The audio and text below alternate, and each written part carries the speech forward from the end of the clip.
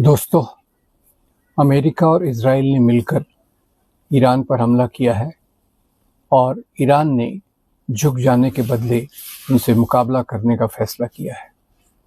इस हमले में ईरान के जो प्रमुख हैं अयातुल्ला खोमेनी, उनकी परिवार के साथ हत्या कर दी गई। कुछ लोग इसका यहाँ जश्न मना रहे हैं। वो भूल रहे हैं कि इससे एक क्षेत्रीय युद्ध छिड़ गया है जिसमें कई लोगों का नुकसान होगा।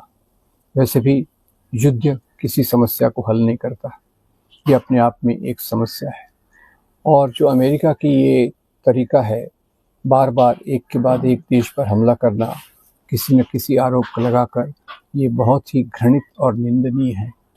आपको याद होगा, अमेरिका ने इसी प्रकार से वियतनाम पर हमला करके कितना अन्याय वहाँ के लोगों पर किया और कितनी ज़बरदस्ती से उनका मुकाबला किया गया और उनको वहाँ से वापस होना पड़ा। इसके बाद मैं आपको याद दिलाता हूँ कि इराक में भी उन्होंने इसी प्रकार से किया, जहाँ उन्होंने आरोप लगाया कि इराक के पास वेपन्स ऑफ मास डिस्ट्रक्शन है और उन्होंने ये भी प्रचारित किया कि इराक के लोग सद्दाम हुसैन की तानाशाही से त्रस्त हैं और जब अमेरिकन सेना वहाँ जाएगी तो उसका स्वागत किया जाएगा।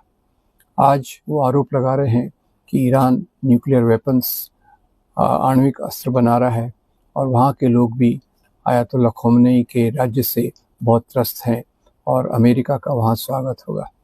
ये काफ़ी बनी बनाई एक मनगढ़ंत बात है, आक्रमण करने का बहाना करने के लिए। अमेरिका हमेशा ऐसे यही करता रहा है कि दूसरे देशों पर अलग अलग आरोप लगाकर उन पर आक्रमण करता है, उनके संसाधनों की प्राप्ति के लिए अपनी पूरी जी जान लगा देता है।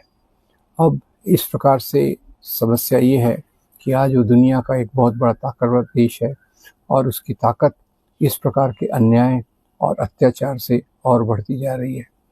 आज इस प्रकार का कत्लेआम हो रहा है, उस कत्लेआम का पूरा पूरा विरोध होना चाहिए और इस समय पर उनके शासकों को मिलके उनके साथ हंसी मजाक करके फ़ोटो खिंचवाना, ये उन लोगों के ऊपर अन्याय है जिनकी हत्या पैलेस्टाइन में की जा रही है।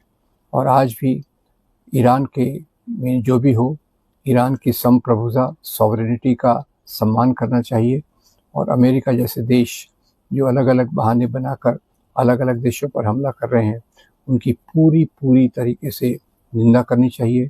उम्मीद है कि एक दुनिया के शासन के रूप में यूनाइटेड नेशंस ऐसा शासन उभरे जो अमेरिका पर लगाम लगाए। धन्यवाद।